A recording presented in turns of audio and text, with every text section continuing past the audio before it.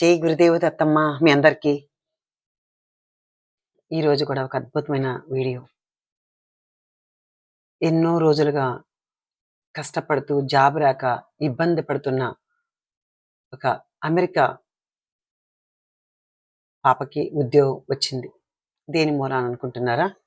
సిద్ధమంగళ స్తోత్రం ద్వారా. ఈ కథ మీకు చెప్పాలంటే లైక్ చేసుకోండి, షేర్ చేయండి, కామెంట్ చేయండి. ఓకే. బొంబాయిలో నాకు తెలిసిన అమ్మాయి భారతి అని ఉంది. తను ఎప్పటి నుంచో అడుగుతూ ఉంటుంది. తను మంచి బేసిక్గా బాబా భక్తురాలు. తను అడుగుతూ ఉంటుంది అనమాట, అక్క పాపకు జాబ్ లేదు, అదొక్కటే నాకు చిన్న ప్రాబ్లం అని చెప్పి. నిజమే కదా, అంత కష్టపడి చదివించి జాబ్ రాకుంటే చాలా నిరుత్సాహంగా అనిపిస్తుంది ఎవరికైనా, పేరెంట్స్ కావచ్చు, అలాగే పిల్లలకు కూడా కావచ్చు, అందరికీ బాధే. ఏది దక్కకపోయినా బాధే. అయితే సరే తను చెప్పాను. అయితే తను కొంచెం నెగ్లెక్ట్ చేసింది. సరేలే చదువుకుంటాంలే అని. అయితే బెంగళూరులో మన గ్రూప్లో ఉన్న శారద గారు చెప్పారంటమ్మా, సిద్ధమంగళ సూత్రం చదువు, ఇలాగా జాబ్ వస్తుంది అని అక్క చెప్పింది కదా, మరి వినలేదా నువ్వు అని అడిగితే, అవును దాన్ని ఎలా చదవాలి అంటే ఆ పాపకి డైరెక్ట్గా ఆవిడ ద్వారా అందింది ఈ సిద్ధమంగళ స్తోత్రం.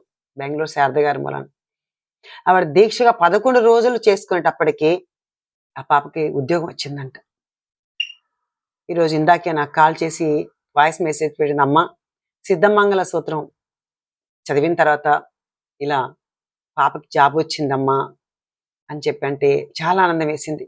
ఎందుకంటే కష్టపడితేనే కదా మనకు ఫలితం వస్తుంది. అందుకని మనం ఎప్పుడు కష్టపడాలి. అంటే కష్టం అంటే శ్రద్ధగా ఏదైనా చేయాలి. నువ్వు శ్రద్ధగా చదువు, పరీక్ష పాస్ అవుతావు.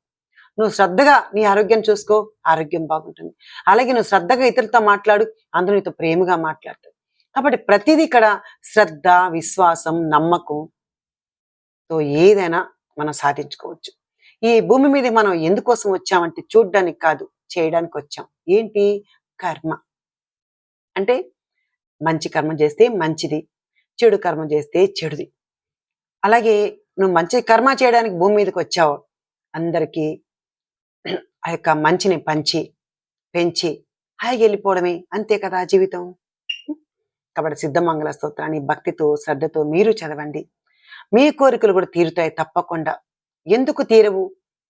దిస్ మై ఛాలెంజ్ అనుకోండి. ఛాలెంజ్ చేసి చదవండి. తప్పకుండా స్వామి 11 రోజులు కాకుండా పోవచ్చు, కొంతమందికి 20 రోజులు పట్టచ్చు, కొంతమందికి సంవత్సరం పట్టచ్చు. మన కర్మ తీరిపోతుంది కదా అనుకోండి. ఖచ్చితంగా మీకు ఏదైతే స్వామి అనుగ్రహించారో దాన్ని చదవండి.